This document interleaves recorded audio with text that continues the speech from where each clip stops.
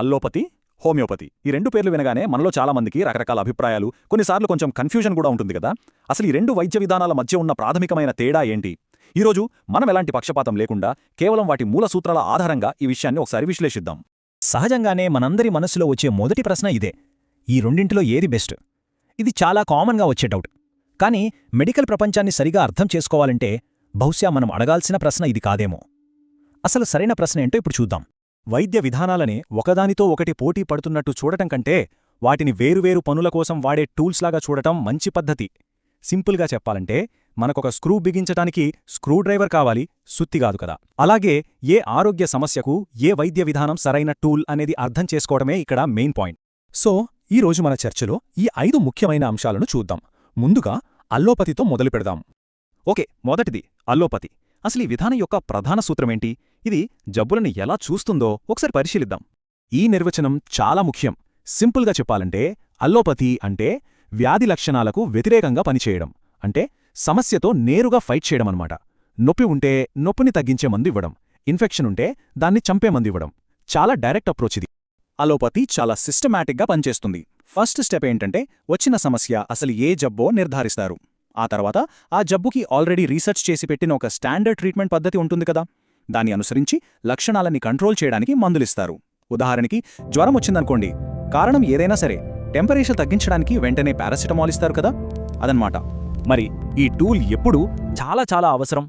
యాక్సిడెంట్లు, heart attacks లాంటి emergency సమయాల్లో, చాలా సీరియస్ ఇన్ఫెక్షన్లు సోకినప్పుడు, ఇంకా ప్రాణాపాయ స్థితిలో ఉన్నప్పుడు అల్లోపతికి ప్రత్యామ్నాయం లేదు.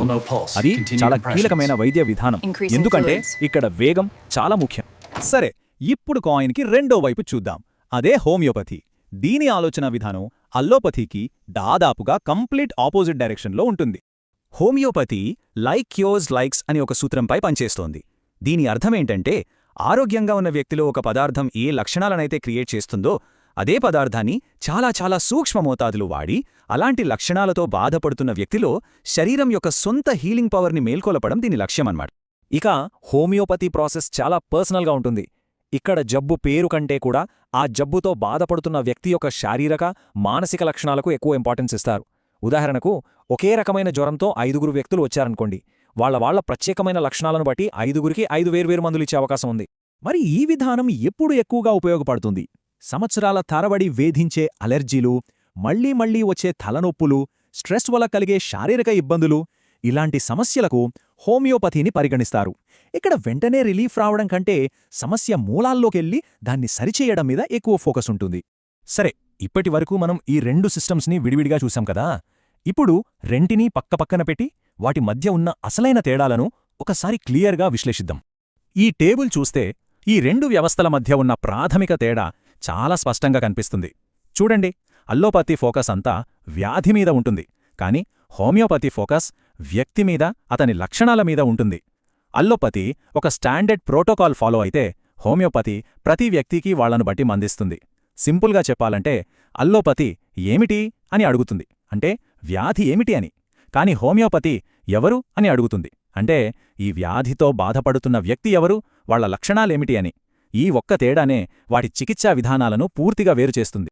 ఇప్పుడు మనం చాలా చాలా ముఖ్యమైన ఒక సేఫ్టీ పాయింట్ గురించి మాట్లాడుకుందాం. ప్రమాదం అనేది ఏదో ఒక సిస్టంకి మాత్రమే పరిమితం కాదు. పర్యవేక్షణ లేకుండా ఏ వైద్యం తీసుకున్నా అది ప్రమాదకరమే. చూడండి, డాక్టర్ సలహా లేకుండా అల్లోపతి మందులు వాడితే అది లోపలున్న ఏదైనా సీరియస్ జబ్బు లక్షణాలను పైకి కనబడకుండా చేసేయొచ్చు. అలాగే హోమియోపతిలో కూడా సరైన అవగాహన లేకుండా మందులు వాడితే అది కూడా వ్యాధిని తాత్కాలికంగా అణిచివేసి భవిష్యత్తులో అది మరింత తీవ్రమయ్యేలా చేయగలదు. కాబట్టి ఏ సిస్టమైనా సరే నిపుణుల మార్గదర్శకత్వం అనేది తప్పనిసరి. ఈ విశ్లేషణను ముగించే ముందు ఈ 2 వ్యవస్థలకు అతీతంగా మనం గుర్తుంచుకోవాల్సిన ఒకే ఒక అత్యంత ముఖ్యమైన సూత్రం గురించి తెలుసుకుందాం. ఫైనల్గా మనం గ్రహించాల్సిన నిజం ఇదే: మన శరీరం ఫ్యాక్టరీలో తయారైన ఒక యంత్రం కాదు. ప్రతి వ్యక్తి, ప్రతి శరీరం యునీక్. అందుకే ఒకే మందు అందరికీ సరిపోదు. ఆరోగ్యం విషయంలో ప్రతి వ్యక్తి డిఫరెంట్ అనేదే ఒక ప్రాథమిక సూత్రం. ఈ విషయాన్ని అర్థం చేసుకోవడమే సరైన వైద్యం వైపు మనం వేసే మొదటి అడుగు.